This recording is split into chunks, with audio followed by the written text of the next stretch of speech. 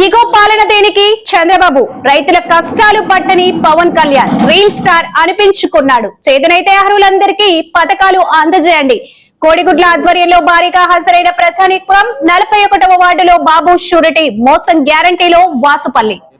ఈ రాష్ట్రానికి ఏమైనా సాధించాడు అని అంటే 700 రూపాయల టికెట్.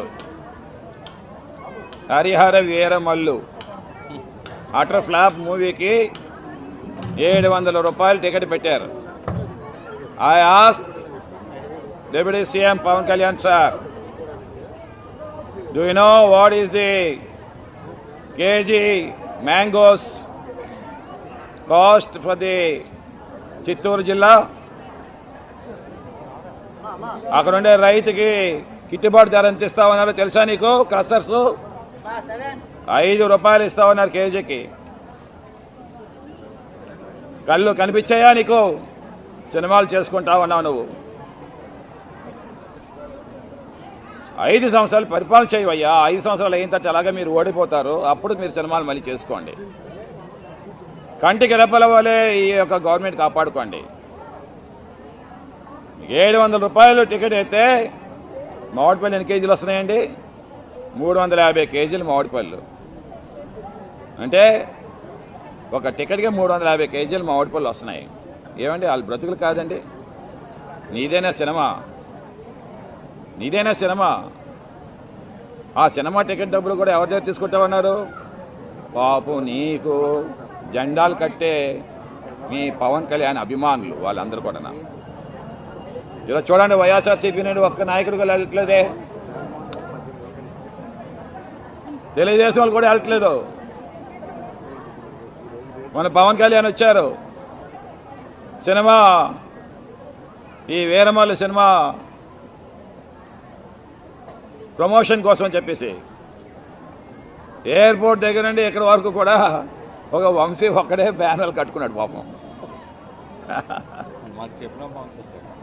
మాకు చెప్తే మేమే కట్టేద్దాం కదా. ఏమయ్యారండి? చచ్చిపోయారా? పచ్చకర్ల, కొనతాల, విజయ్. మన ఆల్వారికి ఎందుకండి?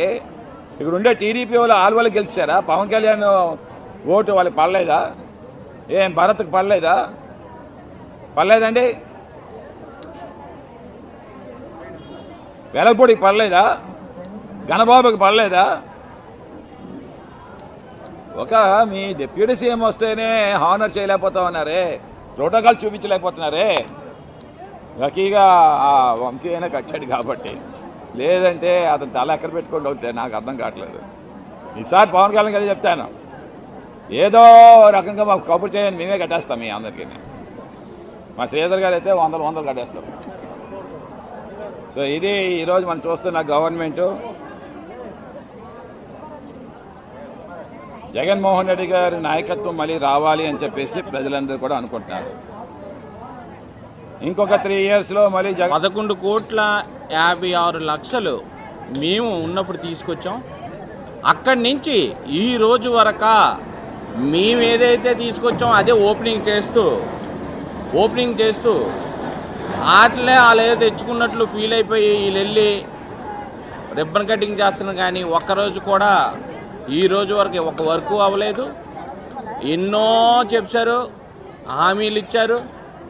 కానీ ఎమ్మెల్యే గారు ఈ రోజు వరకే, మా ఎమ్మెల్యే అంటే వాసుపల్లి గణేష్ కుమార్ అనే తెలుస్తుంది. కానీ ఇక్కడ ఎమ్మెల్యే ఎవరున్నారో మాకు తెలియట్లేదు. నాకే తెలియట్లేదు. ఒక మేడం గారు కార్పొరేటర్, ఆవిడకే తెలియట్లేదు ఎమ్మెల్యే గారు ఎవరని. ఆ పరిస్థితిలో ఉంది. కాబట్టి నేను ఒకటే విషయం చెప్తాను, మీరు మా మీద పగలు పెట్టుకోవద్దు.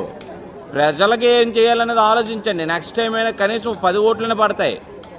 10 ఓట్లనే పడతాయి గ్యారంటీగా. ప్రజల మీద మీరు మా మీద మేమే కార్యక్రమం చేస్తాం అడ్డుకోవడానికి, మేమేం చేస్తాం దానికి ఇబ్బంది పెట్టడం తప్ప, మీరు ప్రజల మీద ఆ డబ్బులేవో ప్రజల మీద ఖర్చు పెడితే కనీసం 10 కుటుంబాలను బాగుపడతాయి, 10 ఓట్లనే వస్తాయని నేను తెలియజేస్తూ, ఇంకోసారి మాది ఇది ప్రజాప్రభుత్వం.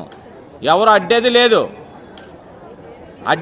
ఎవరైనా వాక్ స్వాతంత్రం ఉంది. ఇది వాక్ స్వాతంత్రం. ఎవరైనా మాట్లాడుకోగలం, ఎవరైనా అడగగలం, క్వశ్చన్ చెయ్యాలి. మీరు ఇంటికి వచ్చే ముందు ఎవరు ఏం చేశారు అని అడగండి. మీ ఇంటికి వచ్చే ముందు ఈరోజు డ్రైనేజ్ బాగోపోతే శ్రీధర్ గారే గుర్తొస్తున్నారు. ఈసారి ఆయన పిలండి, ఎవరైతే ఇక్కడ ఉన్నారో ఆ పెద్దలందరిని పిలండి, చేయించండి. పిక్కబడితే ఎంత తెలిసిపోతుందో డ్రైనేజ్ బాగోలేనప్పుడు ఎందుకు తెలియట్లేదు? స్వీపింగ్ ఎంత చేస్తున్నారు? బిల్డింగ్ కడితే మాత్రం పిక్కబడవలకు వెంటనే 20,000, 30,000, 40,000 ఎవరు ఇష్టం వచ్చినట్లు వాళ్ళు డబ్బులు సంపాదించడానికి వచ్చారా రాజకీయంలోకి? ప్రజలకి సాయం చేయవయ్యా బాబు. నువ్వు రా, రోజును నీకు గట్స్ ఉంటే వాసుపిల్లాగా వచ్చి నువ్వు పెట్టు. నీకు ఎన్ని మంది క్వశ్చన్స్ చేస్తారో, నీకు ధైర్యం లేదు, నువ్వు రా వచ్చి బయటికి అని తెలియజేసుకుంటూ సెలవు తీసుకుంటాం. పథకాలు అమలు చేయాలి అని అంటే ఆంధ్ర రాష్ట్రాన్ని అమ్మేయాల్సి వస్తుందని భయంగా ఉందంట. ఆంధ్ర రాష్ట్రాన్ని అమ్మేంత భయంగా ఉన్నప్పుడు ఎందుకు నిలబడ్డారు? ఎందుకు మోసం చేసి గెలుచుకున్నారు? ప్రజల్ని మభ్యపెట్టి గెలుచుకున్నారు. ఈరోజు వాళ్ళకి పథకాలు ఇవ్వాలి అంటే భయం వేస్తుందంట. అంత భయపడి ఉన్నప్పుడు, చేతకంతనంగా ఉన్నప్పుడు వదిలేసేయండి. చేతనైన మగాడు, గట్స్ ఉన్న మగాడు మా జగనన్న వస్తాడు, అని చేసి చూపిస్తాడు ఏ విధంగా చేయాలా అనేది. ఈరోజు మరి పైగా ఇంకా వీళ్ళు వచ్చి 14 నెలలు అయింది, ఎక్కడ ఏ అభివృద్ధి చేయలేదు సరికదా. తొలి అడుగు అని చెప్పి ప్రోగ్రాం పెట్టుకున్నారంట. తొలి అడుగులో ఏం చెప్తారు? ఏం చేశారని ఇంటింటికి, వీధి వీధికి వెళ్ళి ఏం మాట్లాడదాం అనుకుంటారు మీ తొలి అడుగులో? ఇదే మీకు చివరి అడుగు, తొలి అడుగు కాదు. మీ తొలి అడుగు కాస్త భూస్థాపితం అయిపోతుంది ఇక్కడతో. మీకు దీపం ఉండగానే ఇల్లు చక్కదిద్దుకునే పనిలో ఉన్నారు. ఇంకా ఏం దిద్దుకుంటారో దిద్దుకోండి. ఇంకా 3 years కూడాను ప్రజల్ని మభ్యపెట్టి గెలిచారు. ఈ 3 years కూడా అలాగే మీరు ఎలాగ మ్యాజిక్ చేస్తా అన్నారు కదా, అదే మ్యాజిక్లో ప్రజలందరూ కూడా అలా మబ్బులోనే ఉండిపోతారులేండి. మరి ఈ 3 years కూడా మీరు మీ జేబులకి పని చెప్పండి, మీ చేతులకి, మీ అకౌంట్లకి పనులు చెప్పండి. మరి మనకి మంచి రోజులు రాబోయేది 3 సంవత్సరాల్లో జగనన్న వస్తారు. ప్రతి ఒక్క పేద కుటుంబంలో మళ్ళీ దీపం వెలుగుతుంది. మళ్ళీ పండగలు చక్కగా చేసుకుంటాము.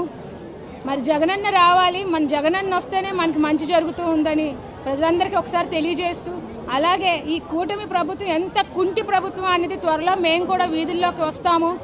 ఇంటింటికి వచ్చి వాళ్ళు తొలి అడుగు ఎలా ఉంటుందో వాళ్ళు చెప్తారు. మా జగనన్న ప్రభుత్వం ఏ విధంగా ఉంది, ఇప్పుడు ప్రభుత్వం ఏ విధంగా ఉంది, మీకు మేనిఫెస్టో పట్టుకొని మరి మీకు వచ్చి మీకు చెప్పడం జరుగుతూ ఉంది. మేము చెప్తాము. ఈరోజు జగనన్న పార్టీలో ఉన్నందుకు మేము చాలా గర్వపడుతున్నాము.